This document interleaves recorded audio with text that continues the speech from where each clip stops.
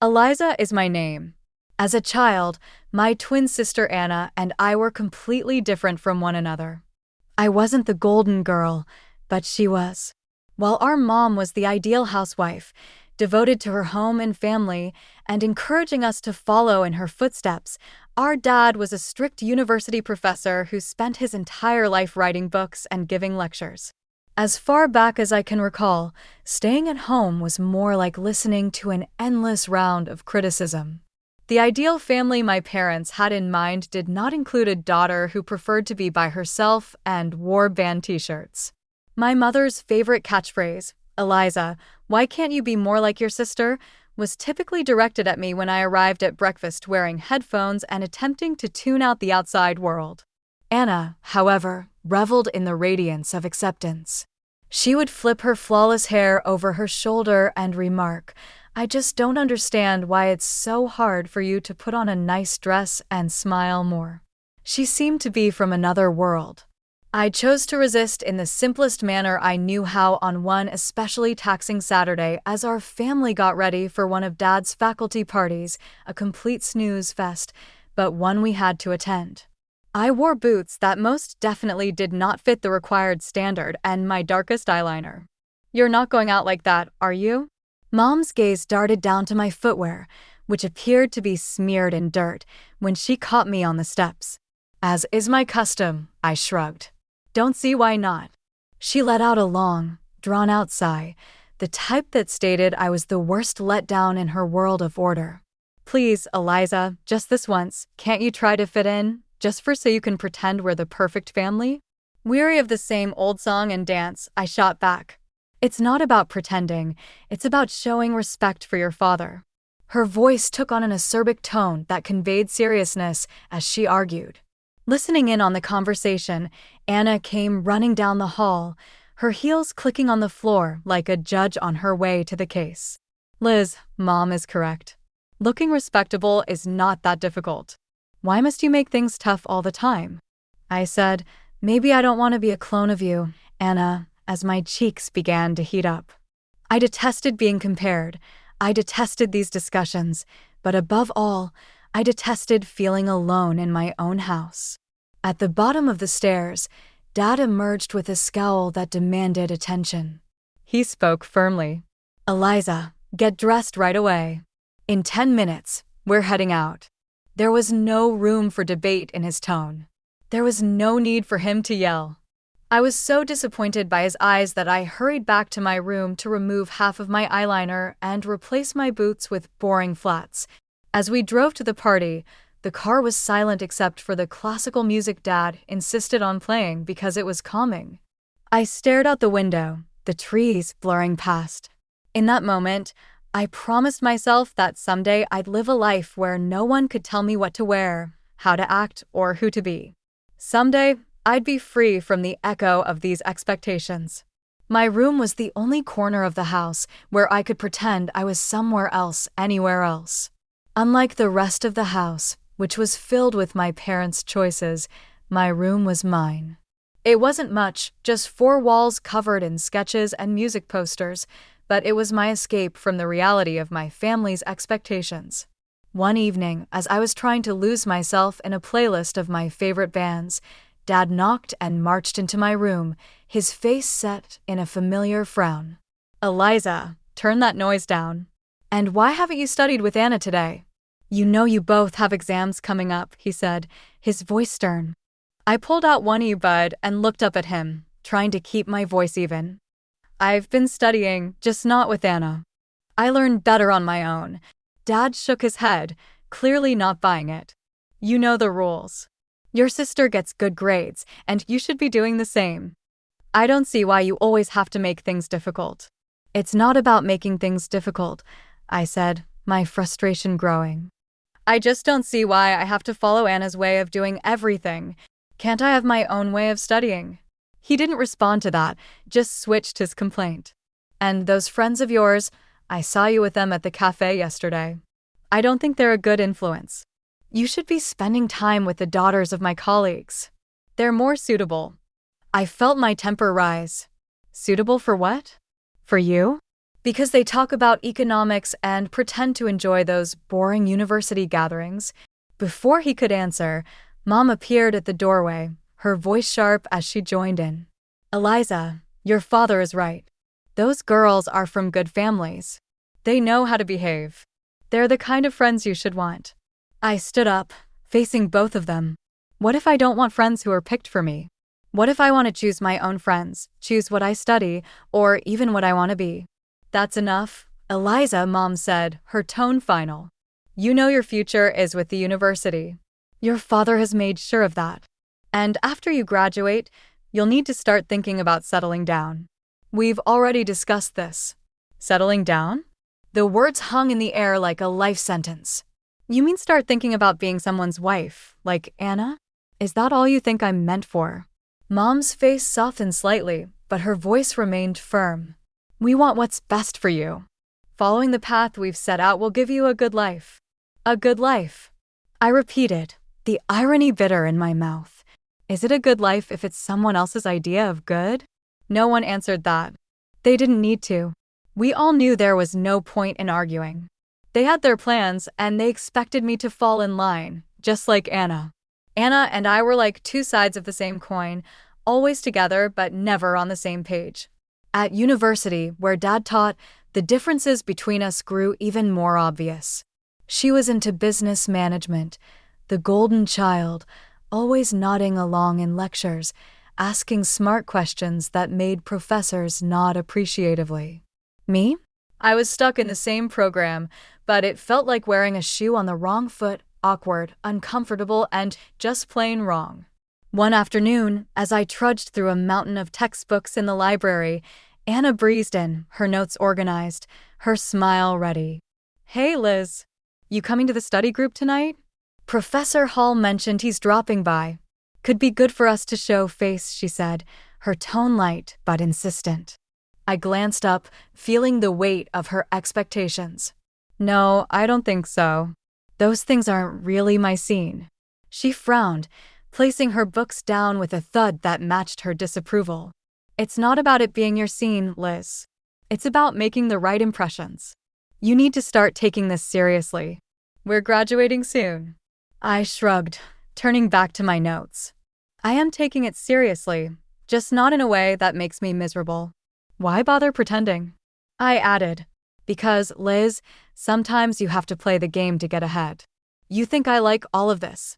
She gestured around at her perfectly tabbed textbooks and color-coded notes. It's not about liking. It's about doing what's necessary. I shook my head, pushing back my chair with a scrape. Well, maybe I'm tired of doing what's necessary according to everyone else. Did you ever think of that? Her voice softened, but her eyes were steel. Liz, I'm just trying to look out for you. Dad's not going to be around to sort things out forever. What are you going to do if you keep alienating everyone? Maybe I'll figure it out on my own. Maybe I don't need to follow Dad's road map or yours, I shot back, feeling a surge of defiance. Anna sighed, her frustration clear. You're so stubborn. Just try, okay? For me, if not for yourself. Show up tonight. Talk to Professor Hall. It won't kill you. I looked at her, really looked at her, and saw not just my annoyingly perfect sister, but someone who actually cared in her own way. Fine, I'll think about it, I conceded, not ready to promise more. Thank you, she said, her smile returning.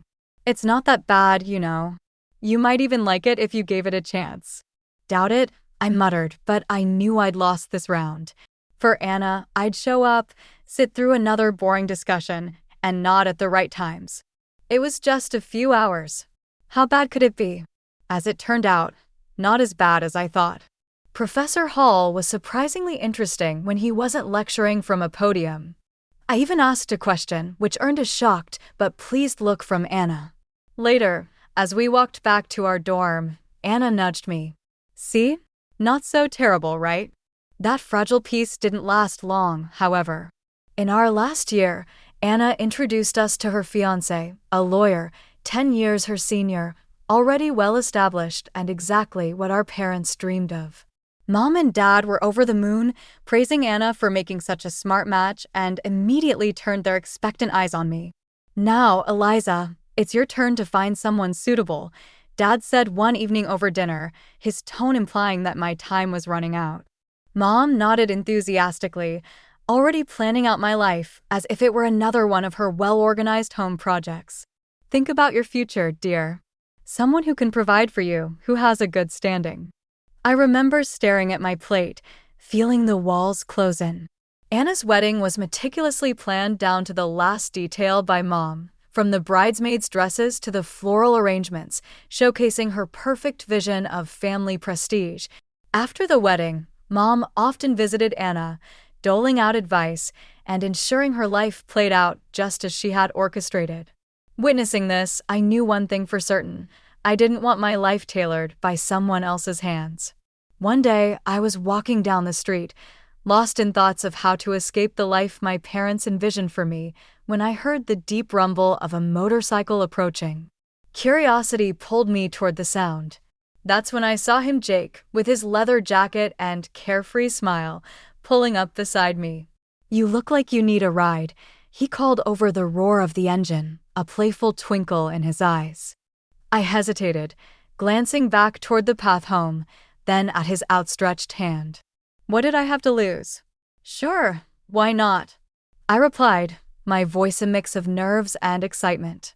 Climbing onto the back of his bike, I felt a rush of adrenaline as we sped away. The wind whipped through my hair, and for the first time in a long time, I laughed, genuinely laughed. Jake shouted something about showing me his world, and I held on tighter, not wanting this moment to end. We stopped at a diner frequented by bikers, over burgers and fries. Jake told me about his life as a welder, his passion for bikes, and his love for the open road. It was so different from anything I was used to, raw and real. "Don't you get scared living like this?" I asked, my voice barely above the clatter of plates and chatter around us. "Scared? No, it's thrilling. You never know what's around the corner." "Isn't that better than having everything planned out for you?" he replied, his eyes lighting up with each word. Over the next few weeks, we met secretly. Each ride on Jake's motorcycle pulled me further from the life I was supposed to live and closer to the life I wanted: the speed, the adventure. It wasn't just about the thrill, it was about feeling alive, feeling free. One evening, as we watched the sunset from a secluded overlook, Jake turned to me. "Eliza, I don't just ride to escape. I ride to feel alive, to make every moment count. With you, every moment feels like it's worth something." I leaned into him, my heart beating fast. "I've never felt like this before. You make me feel free." Jake smiled, pulling me closer. "Then let's not go back to just existing. Let's live." 6 months with Jake felt like a lifetime of moments I'd always dreamed of. The day he proposed under the stars, with the gentle rumble of his bike in the background, my heart screamed a yes before my mouth could form the word. It was perfect. Except for one looming hurdle: my parents. I wrestled with the fear of introducing Jake to them. He was everything they disapproved of: his rough edges, his wild spirit, his simple yet content life as a welder. But love bolstered my courage, and I decided it was time they knew. The day I brought Jake home, he was clad in, as usual, a leather vest, black t-shirt, ripped jeans, and a bandana. I loved that about him. He was unapologetically himself. We walked up the driveway, and I could already feel the weight of my parents' judgment. As we stepped inside, Mom's face went pale at the sight of Jake. Her eyes widened in shock. "What in the world, Eliza?" she gasped, her voice barely a whisper. Dad's reaction was harsher, his words sharp as knives. "Who is this, and why is he dressed like a thug in our house?" I took a deep breath, steadying my nerves. "Mom, Dad, this is Jake. He's the man I love. We're getting married." Their silence was deafening. Then Dad turned to Jake, his tone laced with disdain. "Married? What do you do for a living, young man? What are your qualifications?" Jake, bless him, didn't waver. "I'm a welder. I took some specialized courses after high school. I work hard, and I make an honest living." The look on my parents' faces was a mix of horror and disbelief. Mom looked like she might faint. A welder? Eliza, you can't be serious. Dad's voice rose, anger flaring. You expect us to give our blessing to this? To throw away your future for a welder? I felt my resolve harden. Yes, because he makes me happy. Isn't that what should matter? But the life you'll lead. Mom started, her voice tremulous. Will be the life I choose, I shot back, my own voice gaining strength. Dad shook his head, his decision clear. We cannot and will not support this. If you choose him, don't expect to be a part of this family. The finality in his tone broke my heart, but not my decision. Jake squeezed my hand, giving me the strength to face them. Then I choose Jake. I choose us. I choose my happiness. Mom's eyes filled with tears, and Dad's jaw clenched tight. If you walk out with him, don't bother coming back, Dad said, his voice cold. Walking away from my parents' house with Jake, my heart was a mess of emotions, pain, relief, excitement, and fear, all mixed into one. The night air felt different, like each breath I took was a step further into a new life. We rode in silence for a while, the only sound the steady roar of the motorcycle beneath us. When we finally stopped at a small diner on the outskirts of town, Jake turned to me, his face serious. You sure about this, Eliza? I mean, really sure. There's no going back after tonight, he said, his eyes searching mine for any hint of doubt. I nodded, squeezing his hand tightly. I've never been more sure of anything. Being with you, this feels right. It feels like what I'm supposed to do. He smiled, that reckless, charming smile that had won me over the first day we met. All right then, let's do it.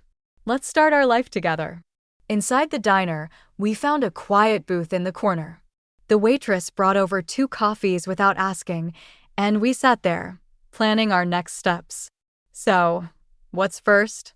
I asked, stirring cream into my coffee, watching it swirl and blend. We'll need to find a place to stay, at least for a while. Then maybe look for jobs.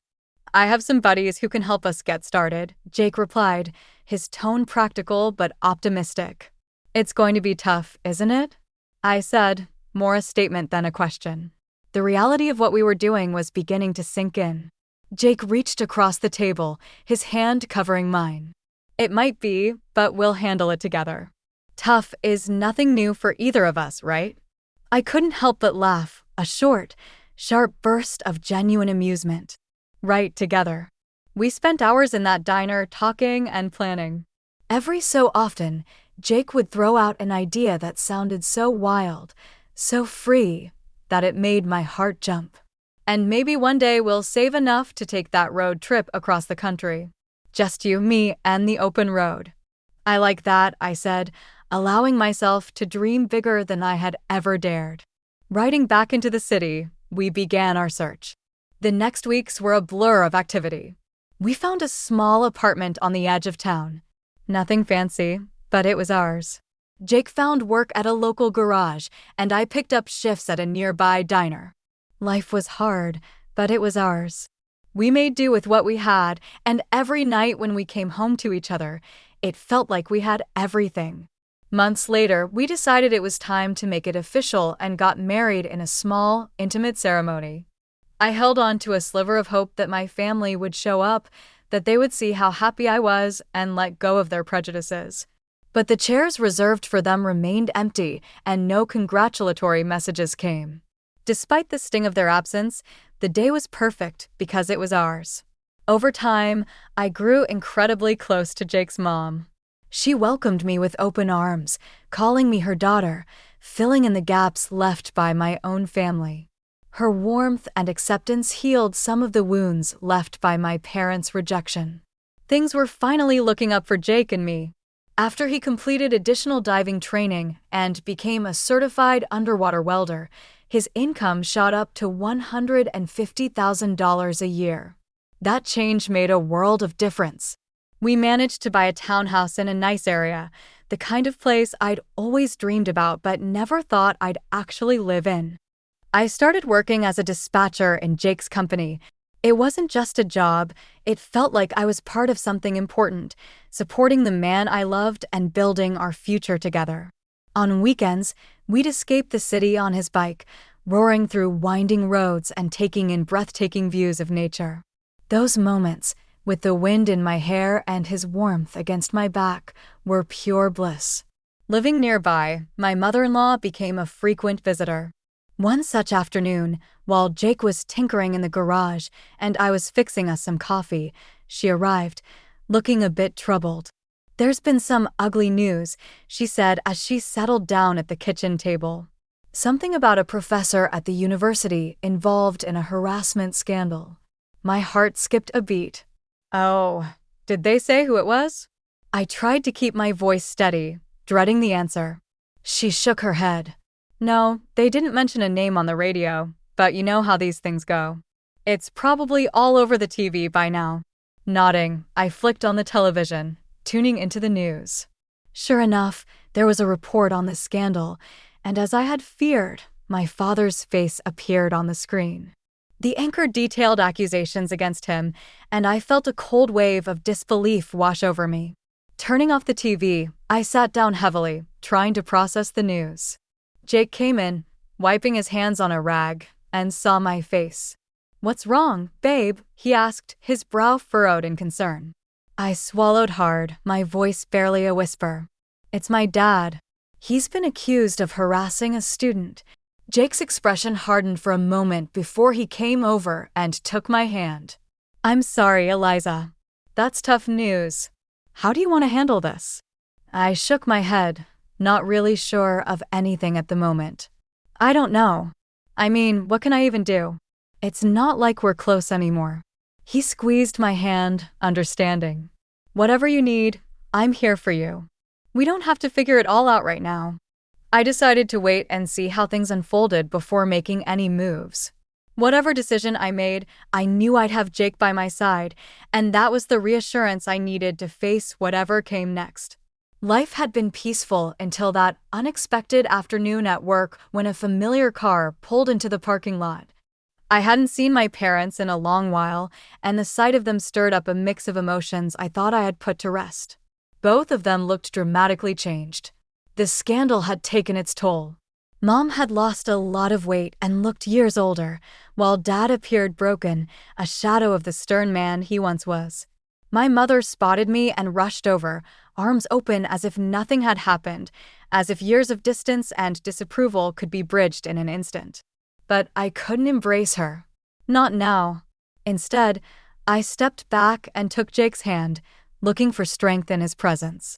"Eliza, it was so hard to find you," Mom said, her voice cracking with emotion.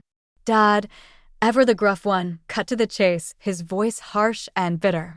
"I was accused unfairly, you know. I went to your sister's husband for help, but that bloodsucker wanted a fortune. Your sister sided with him, and now they've kicked us out. We need your help."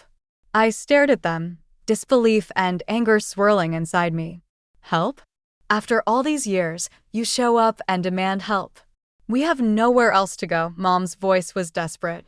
"They've disowned us too. We thought maybe we could stay with you." I almost laughed at the absurdity. "Stay with me? After you disowned me? You made it clear I wasn't your daughter anymore." Dad's face turned red, his old temper flaring up. "You owe us, Eliza. After all we've done for you."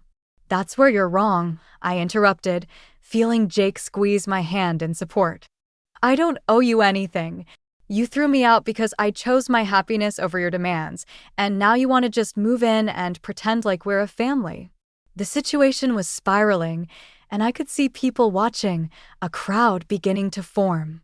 Mom started to cry, her sobs loud and attracting even more attention. "You're being ungrateful after everything we've done for you," she accused through her tears.